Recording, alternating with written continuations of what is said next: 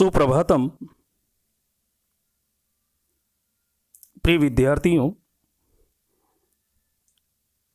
सुखनासोपदेश में हम कल लक्ष्मी की चारित्रिक विशेषताओं के बारे में अध्ययन कर रहे थे और उस आधे गद्यांश में जिन विकृतियों के बारे में मैंने आपको बताया उसी को आगे बढ़ाते हुए आज हम उस लक्ष्मी के द्वारा उत्पन्न की जाने वाली अनेकों चारित्रिक विशेषताओं को भी अध्ययन करेंगे। उसी के बारे में बताते हुए आचार्य सुखनास ने पुत्र चंद्रापीड़ को बताया कि हे पुत्र चंद्रापीड़,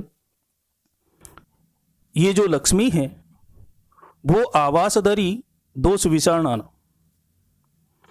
उत्सारण वेत्रलता सत्पुरुष व्यवहाराणाम अकाल प्रावर्ड गुणकल हंस का नाम विसर्पण भूमि लोक अपवाद विस्फोट का नाम प्रस्तावना कपट नाटकस्य कदली का काम करीण है बद्यशाला साधु स्वभावस्य राहुजिव्या धर्म इंदुमंडलस्य नहीं तम पश्यामि यो ही अपरिचित अनया न निर्भीर उपगूढ़ है यो वा न विप्रलब्ध है नियतम इयम आलेख्य गता अपि चलति पुस्तमयी अपि इंद्रजालम आचरति उत्कीर्णम अपि विप्रलभते श्रुतापि अभिसंदते और चिंततापि वंचयति। अर्थात हे पुत्र चंद्रापीड़, ये जो लक्ष्मी है वो दोषसी विषाणा, वो दोष रूपी बड़े बड़े उन सर्पों को निवास करने के लिए तो आवासधरी ही ये सुंदर निवास है। यानी मनुष्य में उत्पन्न होने वाले दोष रूपी बड़े बड़े उन काले काले नागों को रहने के लिए तो ये सुंदर आवास है। सत्पुरुष व्यवहाराणाम, और सज्जन पुरुषों के सत व्यवहार को, सुंदर व्यवहार को उत्सारण भगाने के लिए तो वेत्रलता, ये बेंत का डंडा है। सत्पुरुषों के, सज्जन पुरुषों के उस सुंदर आचरण को भगाने के लिए तो ये बेंत का डंडा है, जिसके आते ही सज्जन व्यक्ति के सद्गुण भाग जाते। अकाल प्रावर्ड गुणकल हंस का नाम, गुणकल हंस का नाम, और गुणरूपी उन हंसों को भगाने के लिए तो अकाल प्रावर्ड ये असमय की बरसात के समान है जो अकारण ही गिरती है और उन गुणरूपी हंसों को भगा देती है। लोक अपवाद विस्फोट का नाम, और समाज में उत्पन्न होने वाले विभिन्न प्रकार के लड़ाई झगड़ों को उत्पन्न करने के लिए, फैलने के लिए विसर्पण भूमि ही ये सुंदर स्थान है। यानी संसार के अंदर या समाज के अंदर जो विभिन्न प्रकार के लड़ाई झगड़े रूपी विस्फोट का नाम जो फोड़े फुंसी उत्पन्न होते हैं, ऐसे उन फोड़े फुंसियों को फैलने के लिए तो ये सुंदर स्थान है। कपट नाटक से, और व्यक्ति के कपट रूपी नाटक को प्रदर्शित करने के लिए ये उसका प्रारंभ है, प्रस्तावना है। यानी व्यक्ति किस प्रकार का छल कपट या नाटक करेगा ये पहले ही संकेत दे देती है। काम करीण है, और काम वासना रूपी उन हाथियों के लिए तो कदलिका, ये भ्रमण करने के लिए सुंदर केलों का वन है, सुंदर केलों की वाटिका है जिसमें बड़े बड़े कामरूपी हाथी विचरण करते हैं। तो हे पुत्र, दोष असी विषाणाम आवासधरी, दोषरूपी विषैले सर्पों के रहने के लिए तो ये गुफा की तरह है। सत्पुरुषाणाम और सज्जन पुरुषों के श्रेष्ठ आचरण को उत्सारण वित्रलता भगाने के लिए तो ये बेत की छड़ी की तरह है। गुणकल हंस का नाम अकाल प्रावड़ है और गुणरूपी मधुर आवाज करने वाले हंसों को भगाने के लिए तो ये बिना समय की बरसात की तरह है। लोक अपवाद विस्फोट का नाम और जो लोक निंदा रूपी लड़ाई झगड़े रूपी लोक अपवाद रूपी विस्फोट का नाम फोड़े फुंसी होते हैं, उन फोड़े फुंसियों को फैलने के लिए तो विसर्पण भूमि ही ये सुंदर स्थान है, जिसमें अनेक प्रकार के सामाजिक लड़ाई झगड़े आदि उत्पन्न हो जाते हैं। कपट नाटक से प्रस्तावना और छल कपट रूपी नाटक को प्रारंभ करने के लिए तो ये उसका आमुख है, उसका प्रस्तावना है, उसका प्रारंभ है। काम करीना है कदलिका और काम वासना रूपी हाथियों को विचरण करने के लिए तो ये सुंदर केलों की वृक्ष वाटिका की तरह होती है, जहां काम वासना रूपी हाथी विचरण करते हैं। बद्देशाला साधु स्वभाव से और जो सज्जनता रूपी गुण है, ऐसे उन गुणों को नष्ट करने के लिए तो बद्देशाला ये फांसी घर की तरह है, जहां ले जाकर के व्यक्ति के सज्जनता रूपी गुण को खत्म कर दिया जाता है, नष्ट कर दिया जाता है। धर्म इंदु मंडल से और धर्म रूपी चंद्र मंडल को ग्रसने के लिए तो राहु जिव्या है, ये राहु की जीभ की तरह, यानी व्यक्ति के अंदर धर्मरूपी जो संस्कार उत्पन्न होते हैं, ऐसे उन संस्कारों को ग्रसने के लिए तो ये राहु की जीभ की तरह है। और इसीलिए हे पुत्र चंद्रापीड़, मैं तुम्हें बताता हूं कि नहीं तम पश्यामि ही, सचमुच में न तम पश्यामि, ऐसे किसी भी पुरुष को मैं नहीं देखता हूं, यह जो अपरिचितया अनया, जो बिना जान पहचान वाली इस लक्ष्मी के द्वारा निर्भरम उपगूढ़ है, पूर्ण रूप से आलिंगन नहीं किया गया, वह न विप्रलब्ध है, और जो इसके द्वारा ठगा नहीं गया हो या धोखा खाया हुआ नहीं। यानी मेरे कहने का तात्पर्य यह है कि हे पुत्र चंद्रापीड़, वास्तव में इस संसार में सचमुच में ऐसा कोई भी व्यक्ति मुझे दिखाई नहीं देता जो बिना जान पहचान वाली इस लक्ष्मी के द्वारा पूर्ण रूप से आलिंगन नहीं किया गया हो, अर्थात जिसका ये आलिंगन नहीं करती हो, या जो इस लक्ष्मी के द्वारा ठगा नहीं गया हो, या इस लक्ष्मी ने जिसको धोखा नहीं दिया हो, ऐसा इस संसार में मुझे कोई भी व्यक्ति या राजा दिखाई नहीं देता।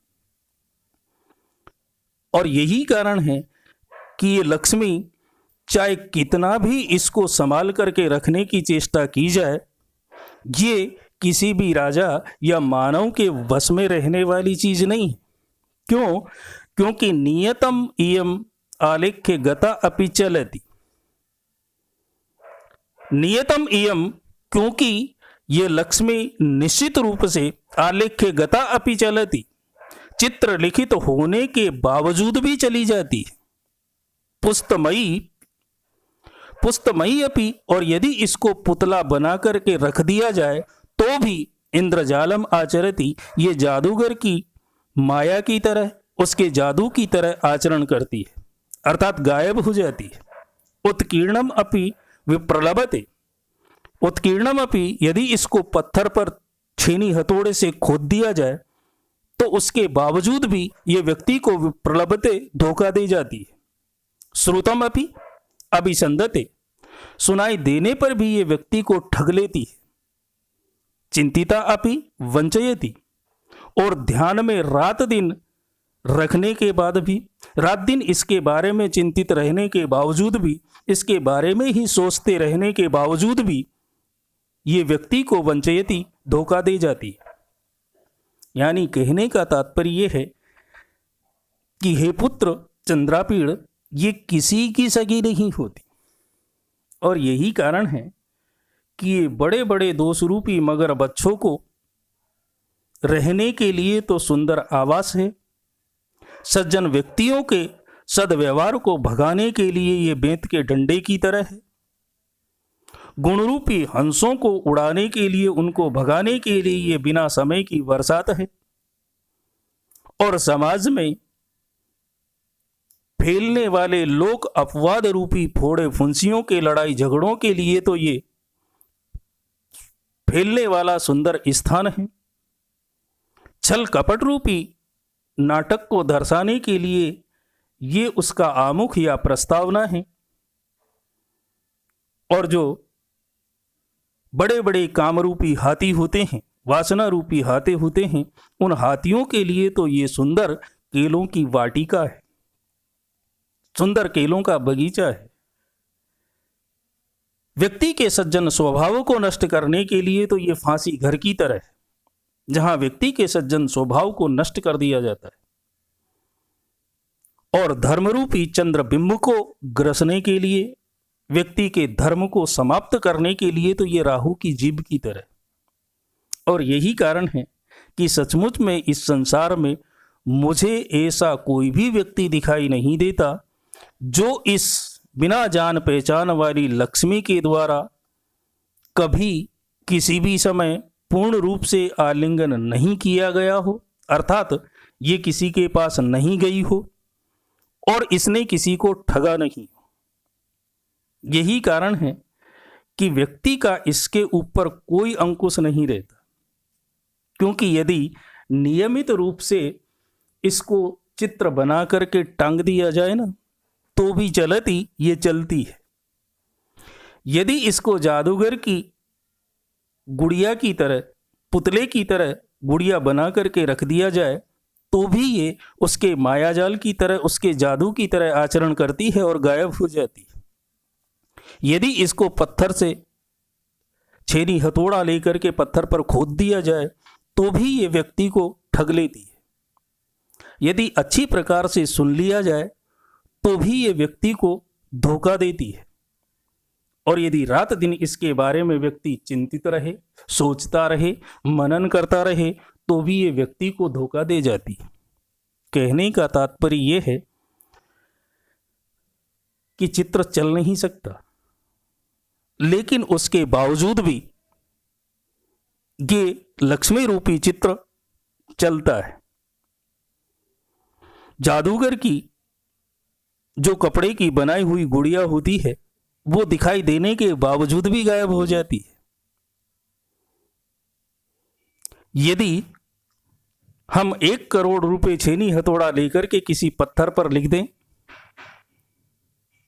तो वो करोड़ रुपए वहां से भी गायब हो जाते।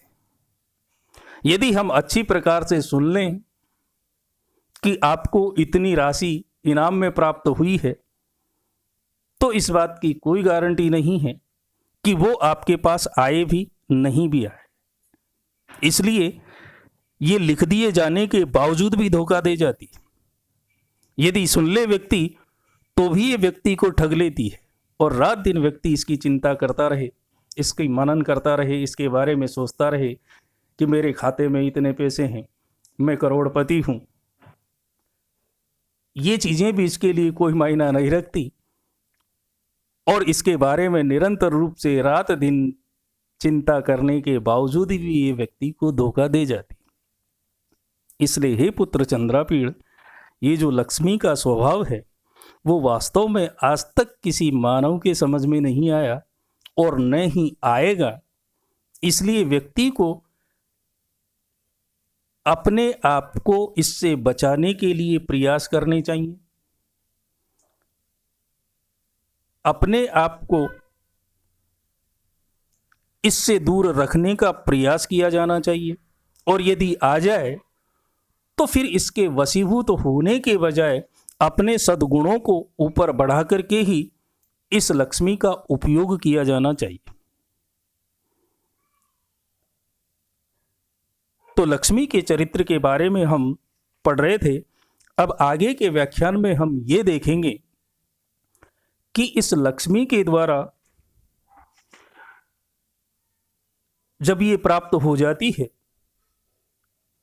तो राजाओं की प्रकृति या मानव का स्वभाव किस प्रकार का हो जाता है उसमें कैसी कैसी चीज़ें आकर के प्रवेश कर जाती है और किस प्रकार से वो आचरण करने लगता है, इन आचरणों के बारे में ही सुखनास ने आगे के गद्य में हमें इंगित किया है, जिसको हम कल पढ़ेंगे। आज के व्याख्यान में बस इतना ही। इसके बाद कल के व्याख्यान में हम लक्ष्मी प्राप्ति के बाद राजा या मानव स्वभाव में उत्पन्न होने वाली प्रकृति या विकृति के बारे में देखेंगे। तब तक के लिए आप सभी लोगों को नमस्कार। कल फिर मिलते हैं।